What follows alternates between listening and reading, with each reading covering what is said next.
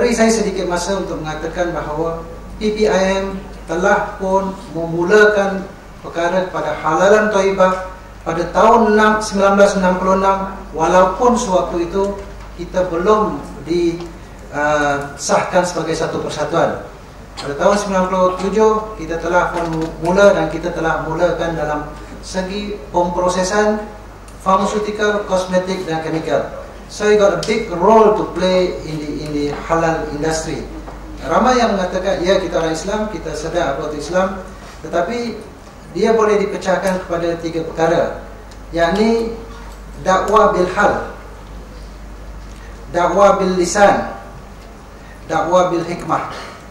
Jadi produk itu, saya juga sering berjumpa juga dengan teknologi park. Masalah kita, saya juga, mereka bentuk proses center you di Raub. Masalah yang dihadapi oleh teknologi park juga saya tahu. Jadi sekarang ni kepada menunjukkan soalan saya mungkin beri separah daripada jawapannya. Ya, student di dalam universiti boleh memainkan peranan yang sangat besar dalam mengukuhkan industri halal di negara kita. Because you are student. Student basically we are research based. Kita jangan menerima saja. Masalah pemikiran dan doktrin dalam pembelajaran di universiti juga harus beri saya semua. Perlu ada penukaran para minda. Bukan saja memberi. It is time for you to give back. Because most of the produk yang keluar yang kita makan ini haruslah diproses. So the pre-process, in-process and post-process will further enhance halal di dalam industri, bukan saja di Malaysia tapi globally. Perlu berhati-hati walaupun kita makan di kedai orang Islam juga, kerana yang peniaga itu pun tak faham biasanya. Kalau dia katakan kita order mi goreng, dia ambil mi mana-mana pun. Kalau kita kata taufu pun dia bedal taufu mana-mana pun. Malah kadang-kadang ayam pun dia ambil ke mana-mana saja. Jadi ini saya nak bagi peringatan kepada yang dah memang minat kepada menyokong atau membantu ataupun mengekalkan agenda halal kita. Jadi satu lagi tugas, terutama kepada student. Lain kali kalau nak order mi, tanya makcik yang jual mi itu, mi ni mi siapa? Ni betul ni. Dan tentu agenda kita percaya. Tanya pasal dia, kita tak tahu macam mi daripada mana. Dan satu lagi, apa ni, kita banyak pakai sebut perasa. Tambah-tambah kalau yang makan di gerai-gerai tom yum itu, sebut perasa Ajinomoto. Sebenarnya saya pun tak makan Ajinomoto, dan ramai keluarga-keluarga kami memang tak makan Ajinomoto. Tapi oleh kerana Ajinomoto tu ada segi halal, jadi kita siapa nak mengatakan tidak. Tetapi di kedai-kedai ini dia ada satu masalah besar. Kebanyakan, dan saya juga dapat tahu, ada yang pernah mempunyai segi halal, setelah dapat segi halal, dia beli Ajinomoto yang buka tu, yang berguni-guni, datang daripada Vietnam atau datang daripada Filipina. Jadi ini juga berlaku di kedai-kedai kecil yang tidak ada segi halal pun, yang diuruskan oleh orang Islam sendiri. Jadi dia beli dia beli perasa daripada Thailand ni, sebenarnya memang tak nampak putih, sama saja. Jadi sekarang ni yang nak ingat, yang nak makan adalah kita, bukan yang nak makannya orang lain. Jadi kalau kita nak makan, kita elok bertanya. Yang baik cakap, tak usah buah Ajinomoto lah. Bukan Ajinomoto, sebut perasa. Ya. Jadi berhati-hati. Ini kadang-kadang kita terlepas pandang, ya.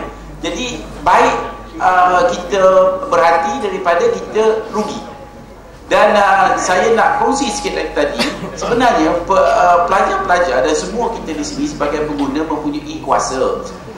Jakim ada kuasa Jakim, Jaiz ada kuasa Jaiz. Tetapi kuasa pengguna biasa ni sebenarnya lebih besar. Kerana Jakim dia ada limitasi. Macam Ustaz sebut tadi, dia nak buat pun dia kena buat secara pukul belakang, pukul batin. Sebenarnya pengguna tak payah, pengguna bubuh je. You nak tak nak, pasal duit kita. Kalau tidak, kita pergi dekat lain. Janganlah kita teringin sangat. Tak kena lah, maknanya kita kena ada pegangan yang kuat. Jangan mudah-mudah berkompromi. Tak apalah, kita ambil. Jangan mudah-mudah. Jadi saya nak share sikit, walaupun satu orang pengguna Islam tidak ada kuasa, kita tidak ada kuasa, Tetapi kuasa tu boleh datang kepada kita kalau kita bijak menggunakan secara strategik kuasa kita. Saya nak share satu insiden tadi pasal Ustaz cerita pasal setengah-setengah tempat yang membuat surau yang baik, whatever lah. Tapi kita Persatuan Pengguna Islam sebenarnya memang kalau dari segi kuasa hanya sebuah persatuan yang boleh banyak bercakap, banyak cerita, banyak menjerit. Jadi gunakan kuasa menjerit kita tu. Jadi hari ini kita para student boleh gunakan kuasa. Ingat kita ada kuasa ni. Jangan ingat kita tak ada kuasa.